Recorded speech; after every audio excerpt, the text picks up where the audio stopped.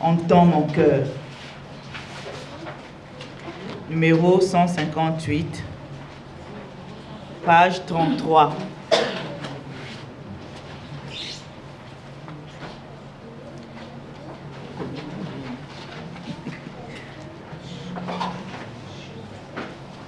Je vais y aller, je ne connais pas bien.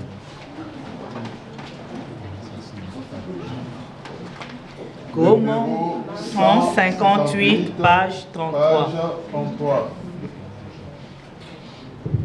On va se tenir debout. Comment expliquer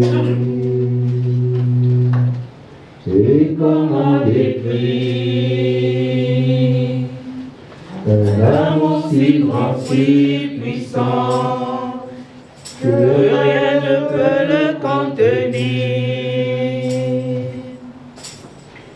Tu sais mes espoirs, Seigneur, tu sais mes craintes, et mes mots sont bien trop petits, peuvent te dire tout l'amour que j'ai pour toi.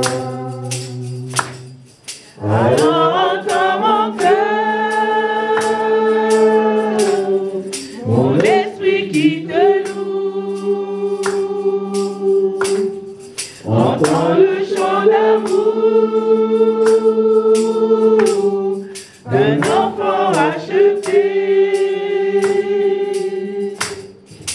Je prendrai mes faibles mots pour te dire quel Dieu merveilleux tu es.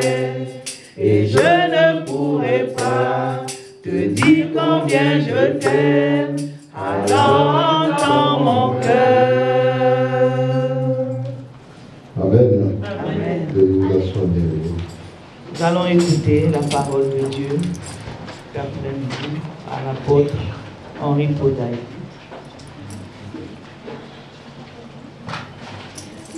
Amen. Amen. Nous allons ouvrir nos Bibles. Nous allons lire dans le texte de Ruth, chapitre 1, versets 1 à 7. Ruth, c'est avant 1 Samuel, chapitre 1, versets 1 à 7. C'est le texte que Dieu nous a demandé de partager avec son peuple. Et nous avons cette certitude que l'Éternel veut te dire quelque chose. Amen. Ruth 1, 1 à 7.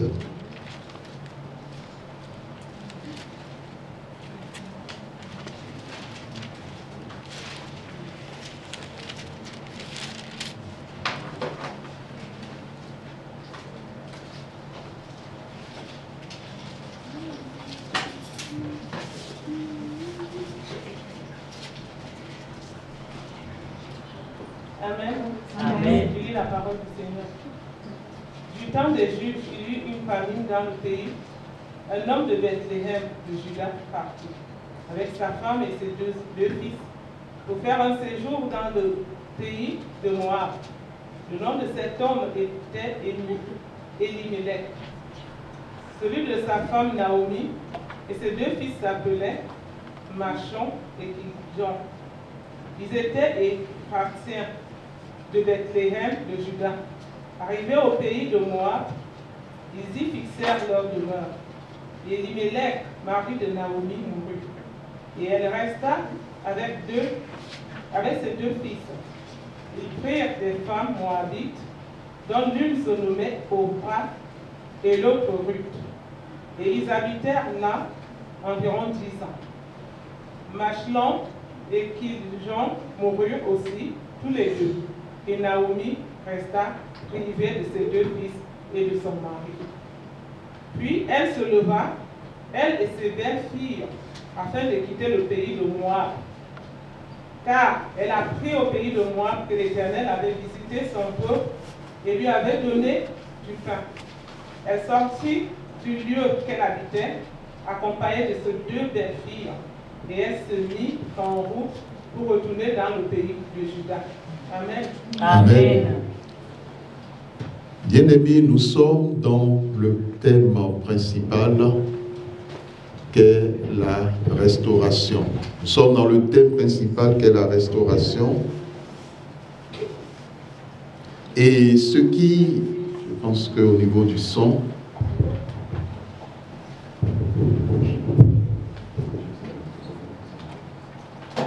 parce que le son est très important.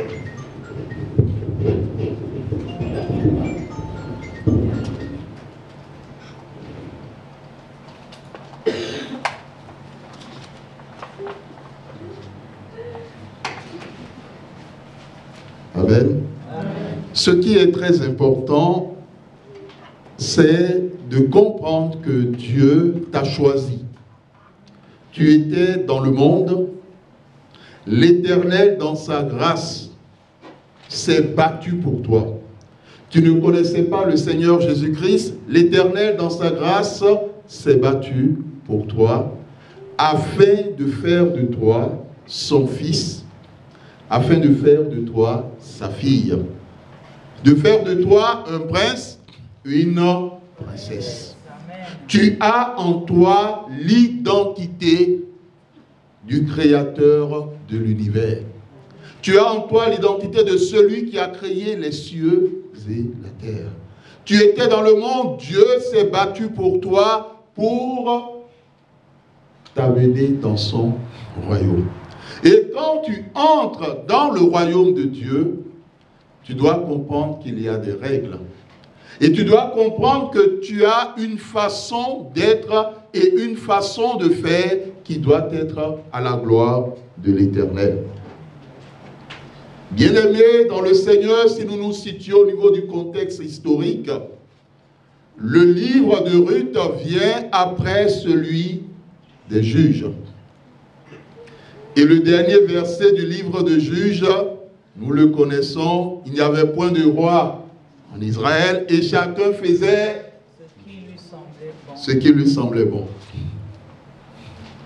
Bien-aimé, lorsque tu entres dans le royaume de Dieu, tu ne fais plus ce qui te semble bon, mais tu fais d'après ce que l'Éternel te demande. Et cela par le Saint-Esprit. Amen. Amen. La Bible nous a donné l'exemple de ces deux enfants à qui le Père a demandé de lui rendre un service. L'un a dit, j'irai, mais il n'a pas bougé, parce qu'il savait pertinemment dans son cœur qu'il n'ira nulle part. L'autre a dit, j'y n'irai pas, mais après, il s'est dit, mais c'est mon Père qui m'a demandé ceci. Je vais y aller. Ces deux attitudes de cœur, on retrouve cela dans toute église et dans la maison de Dieu. Mais il est vrai que ce que Dieu attend de toi, mon frère, ma soeur, c'est que tu aies cette attitude pour comprendre que quand tu accomplis quelque chose dans la maison de Dieu, tu ne le fais pas pour un homme, mais tu le fais pour le roi des rois. Amen. Amen, amen. Amen. Bon, s'il y a quelqu'un qui se dit, telle chose que je le fais pour le pasteur, la personne à la fin du culte viendra me voir. Il va dire, pasteur, chaque fois que je viens à l'église, tout ce que je fais, je le fais pour toi. Amen. Et moi, je ne vais pas m'arrêter là. Je lui dis, bon, chaque matin, tu viens balayer ma maison. Il sait, le pasteur veut servir le pasteur, pas de problème, je vais lui donner du boulot. On ne le fait pas dans la maison de l'homme de Dieu. Ce qu'on apporte, on ne l'apporte pas dans la maison de l'homme de Dieu. Il y a des gens qui disent, ah, j'ai donné ça au pasteur. Mais je n'ai jamais vu cette personne chez moi. Quand vous donnez quelque chose dans la maison de Dieu, c'est à l'Éternel que vous le donnez. Parce que ce n'est pas la maison du pasteur, la maison de Dieu. C'est la maison de l'Éternel. Bien-aimé, aujourd'hui, il n'y a plus la crainte dans le cœur du peuple.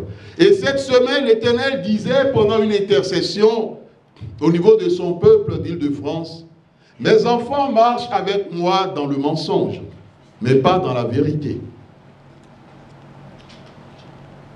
Et l'Éternel a commencé un travail dans le cœur de son peuple.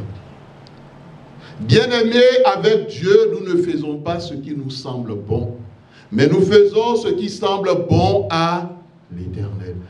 Avec Dieu, ne fais jamais ce qui semble bon au pasteur ou à la pastoresse. Avec Dieu, fais toujours ce qui semble bon à l'Éternel. Amen.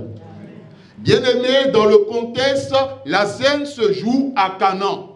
Dieu a sorti son peuple d'Israël pour la nation de Canaan. L'héritage qui a été promis. Le peuple est sur l'héritage. Le peuple est dans la bénédiction. L'Éternel nous l'a déjà dit lorsqu'il parlait des voleurs spirituels, que chacun de nous, en venant dans ce monde, nous sommes venus nus. Personne n'est arrivé dans ce monde quand il s'agit d'un homme avec un costard, ni avec une cravate autour du cou.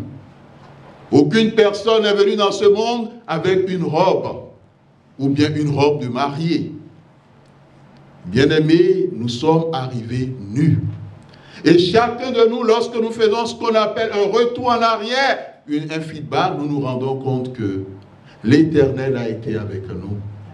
Et l'Éternel est toujours avec nous. Et c'est lui qui nous a choisis. Et il nous met dans la bénédiction. Dieu met son peuple dans la bénédiction. Dieu restaure en te mettant dans la bénédiction, malgré les différentes difficultés que tu as rencontrées. Dieu combat pour toi. Ce n'est pas un homme qui le fait. Et beaucoup de personnes savent qu'à certains moments, lorsqu'ils n'avaient même plus le courage de se battre, c'est l'Éternel qui leur est venu au secours pour leur dire, mon enfant, je t'aime.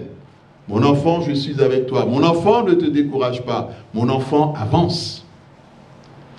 Bien-aimé, dans ce texte, il y a une famille. Il y a un homme, le mari, il y a une femme et il y a 2 enfants. La famille fait partie du plan et du projet de Dieu. Si tu n'as pas encore la grâce du mariage, l'Éternel te dit cet après-midi, et si tu sais que tu as cela dans le projet, dans ton projet, et tu sais que Dieu a aussi cela dans son projet, tu demanderas cela quand tu viendras pour la prière. Tu diras, j'aimerais que Dieu me fasse grâce par rapport au mariage. Le Saint-Esprit me met à cœur que Dieu visitera son peuple. Mais le tout dépend de la disposition du cœur des uns et des autres. Mais je suis convaincu, parce que l'Esprit de Dieu me convainc, que Dieu bénira et glorifiera son nom par rapport à ce sujet dans la vie de son peuple. Amen. Amen. Le plan de Dieu, il a vu depuis Adam et Ève. Il ne faut pas que l'homme soit seul. Dieu fait une aide qui lui est semblable pour apporter la bénédiction, la multiplication. Tu es marié, tu n'as pas d'enfant. Dans le projet de Dieu, quand nous prenons la famille d'Elimelech, Dieu leur a fait grâce de 2 enfants. Et donc, dans la pensée de Dieu, tu n'es pas appelé, après le mariage, à rester sans enfants. Tu es appelé à avoir des enfants. Peut-être que d'autres diront, mais au moins que je trouve d'abord un mari. Ou bien d'abord une femme avant de parler d'enfants. Au moins ce que moi je veux d'abord, c'est d'abord un mari. Ce que je veux, c'est d'abord une femme. Dieu est fidèle à sa parole. Dans le plan de Dieu, c'est des plans de bonheur. C'est des plans d'espérance. La Bible dit que Dieu a pour toi des projets de bonheur et non de malheur afin de te donner un avenir et de l'espérance. Bien-aimé, pour avoir l'avenir et l'espérance de Dieu, demeure dans sa volonté. Pas dans ta volonté, ni dans la volonté des autres, ni dans la volonté humaine, mais dans la volonté de Dieu. Amen. Parce qu'il y a des personnes qui peuvent recevoir la bénédiction de la part de Dieu, mais cette bénédiction ne restera pas. Simplement parce que ces personnes ne sont pas demeurées dans la volonté de Dieu. La famille d'Elimelech vivait à Canaan. Là où coule le lait, là où coule le miel. Le pays ou le territoire de la promesse. Mais il y a eu une situation. Et face à cette situation, ils ont pris une décision. Mais ils ont pris une décision sans Dieu. Mon frère, ma soeur, beaucoup d'enfants de Dieu aujourd'hui vivent des situations qu'ils auraient pu éviter s'ils avaient cherché la face de Dieu. S'ils avaient écouté l'Éternel. S'ils avaient fait la volonté de Dieu. Il y a des parents qui prennent des décisions sans se rendre compte qu'après des années, leurs enfants subiront les conséquences de ces décisions. Bethléem, la maison du pain. Donc, ils habitaient Bethléem. Donc, la maison du pain. Quand on dit la maison du pain, c'est que matin et soir, il y a du pain. Amen. Amen. La maison de l'abondance. Il venait de Juda, Juda qui signifie louer, confesser, rendre grâce, qui signifie aussi abattre, qui signifie tirer. Et vous verrez que dans la tribu d'Israël, Juda et Benjamin constituaient la grande armée. Les Benjaminites étaient les tireurs d'élite. Juda, la nation de Juda, c'était la nation qui était en avant dans le cadre de la guerre. Parce qu'elle a été formée par Dieu pour la victoire et pour la bataille. Bien-aimé dans le Seigneur, où es-tu? Avec qui es-tu? Où résides-tu? Voici les 3 questions. Elimelech, El-Melech signifie l'Éternel est mon roi.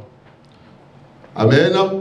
Quand quelqu'un dit Jésus-Christ est mon roi, cela veut dire que la personne a accepté Jésus-Christ comme son Seigneur et Sauveur personnel. Amen. Amen. Lorsque tu dis que Dieu est ton roi, tu ne fais rien sans lui. Et tout ce que tu fais, tu le fais d'après sa volonté. Amen. Amen.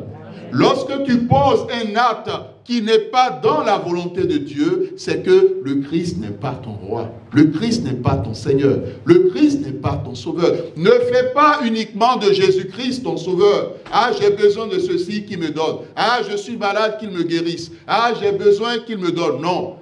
Il est aussi le Seigneur. Il est aussi le Maître. Et quand tu dis qu'une personne est ton Seigneur, c'est ce qu'il te dit que tu fais. Mon frère, ma soeur, quand Dieu te bénit, il t'informe à travers l'histoire d'Elimelech que tu rencontreras à certains moments des difficultés. Les difficultés, elles peuvent être spirituelles, elles peuvent être sanitaires et surtout, elles peuvent être matérielles. Ils sont dans un territoire, ils sont confrontés à des difficultés. Alors, qu'est-ce que tu fais quand tu es confronté à des difficultés? Quand c'est dur, selon l'expression. Et comme le dit d'autres personnes, quand ils dèchent, c'est-à-dire qu'il n'y a plus grande chose dans la poche. Ils n'ont pas les éléments qu'il faut. Quand ça se passe, qu'est-ce que tu fais? Elimelech a vécu dans l'abondance. À un moment donné, l'endroit où Elimelech se trouve, Bethléem, est frappé par la famine. Alors il prend une décision. Il prend la décision de quitter le territoire de la promesse. Il prend la décision de quitter le territoire de la bénédiction pour aller sur un autre territoire qui n'a rien à voir avec la bénédiction. Un territoire qui est issu d'un rapport incestueux. Parce que Moab est le fils aîné de Lot, que ce dernier a eu avec sa fille. Sa fille aînée. Il sort de là et il va à Moab. Il amène sa femme, Naomi, qui signifie ma gracieuse, donc la bonté, la gentillesse. Amen.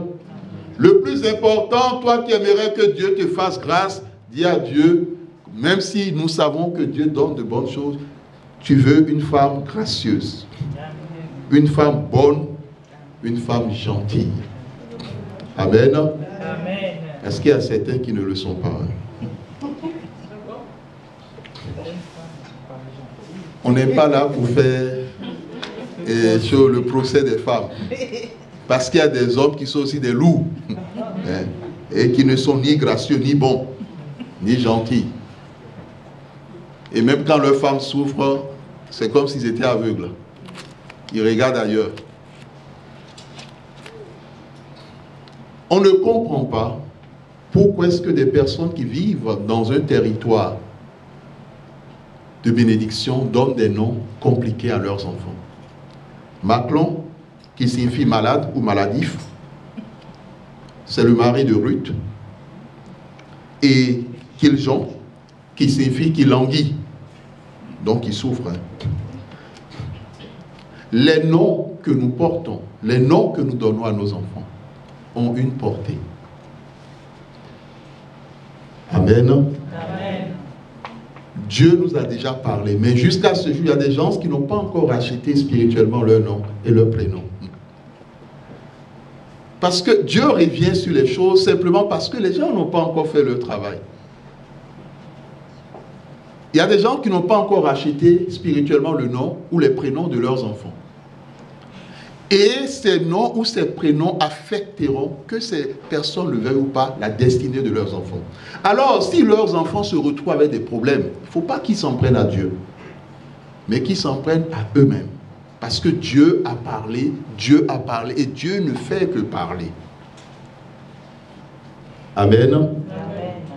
Bien-aimé, prends au sérieux la donnée des noms.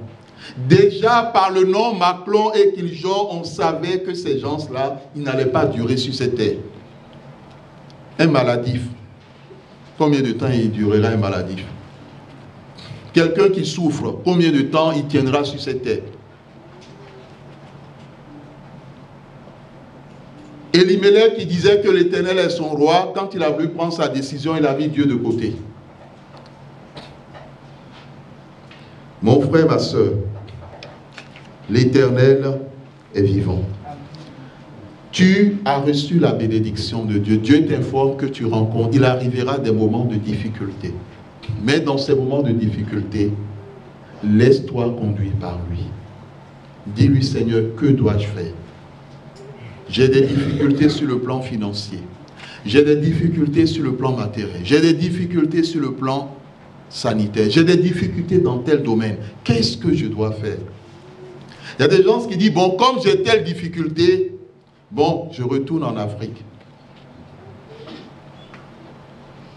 Bon, je retourne aux Antilles. C'est mieux là-bas. La vie est moins chère. C'est pas vrai, hein? La vie n'est pas moins chère là-bas. Hein? Je retourne aux États-Unis. Je retourne en Australie. Je retourne au Japon. Je retourne en Chine. Je retourne dans les jambes de papa et maman. Parce qu'il y a des gens, vraiment, même à l'âge de 50 ans, ils aimeraient retourner dans les jambes de papa et maman. Or, Dieu dit, l'homme quittera son père et sa mère, ça vaut aussi pour la femme, hein, et s'attachera à sa femme. Et les deux deviendront une seule chair. Il y a des gens qui n'ont pas encore coupé le cordon ombilical avec leur mère, d'autres avec leur père. Le cordon doit être coupé. Vous voyez, dans cette histoire, ceux qui ont l'autorité ont des grandes décisions. Ils ont des décisions à prendre. Et il ne faut pas qu'ils fassent d'erreur. C'est le père qui a entraîné toute sa famille dans cette situation.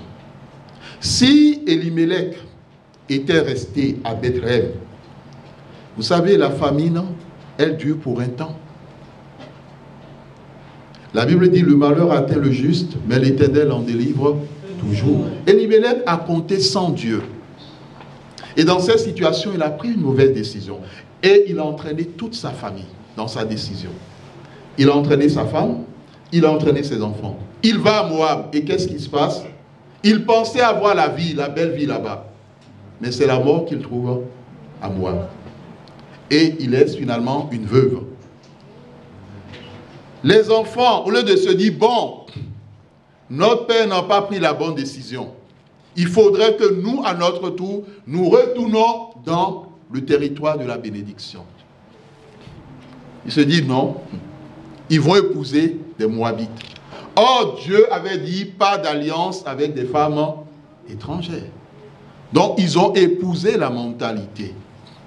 Il y a des personnes, lorsqu'ils étaient dans leur pays d'origine, permettez l'expression, c'est des expressions que nous n'aimons pas, mais c'est pour attirer l'attention sur une donnée, c'était des personnes de prière, des personnes de feu. Mais lorsqu'ils sont venus en Occident, ils ont acquis une autre mentalité. Ils ont même du mal à prier. Parce que la mentalité occidentale les a aveuglés. D'autres les a enchaînés. Et certains ne s'en rendent pas compte. Je me rappelle d'un frère en Christ qui était quelqu'un qui priait et qui jeûnait. Mais quand il est venu ici, on pouvait compter ses jours de jeûne. Et en hiver, ne lui dites surtout pas de jeûner. Parce que pour lui, en hiver, il faut bien manger. Or, au départ, ce n'était pas sa mentalité. As-tu encore la mentalité d'un enfant de Dieu? Mon frère, ma soeur, les deux enfants ont suivi leur papa. Et finalement, eux-mêmes, ils l'ont rejoint. Ils ont perdu la vie. La décision de Dieu dans les difficultés. Tel est le message que Dieu... Où es-tu? Est-ce que là où tu es, c'est là où Dieu veut que tu sois? Il y a des personnes dans leur rêve, ils se retrouvent dans des endroits, ils n'ont rien à faire dans ces endroits. Des endroits qu'ils ne connaissent pas. Il y a d'autres, c'est des endroits qu'ils connaissent parce que c'est un endroit familial, ou c'est un endroit familier, ou c'est un endroit où ils ont grandi. Mon frère, ma soeur, que fais-tu dans l'endroit où tu as grandi dans tes rêves? Mais non, tu ne vis plus dans cet endroit, tu n'as rien à faire là. Cela veut dire que spirituellement, tant que tu es dans ces endroits, tu ne peux pas hériter de la bénédiction de Dieu. Il y a des personnes qui sont ici, mais leur cœur est dans un autre pays. Il faut que tu sois là à 100%. Là où tu es, pose la question à Dieu, Seigneur, est-ce ta volonté? Mais dans la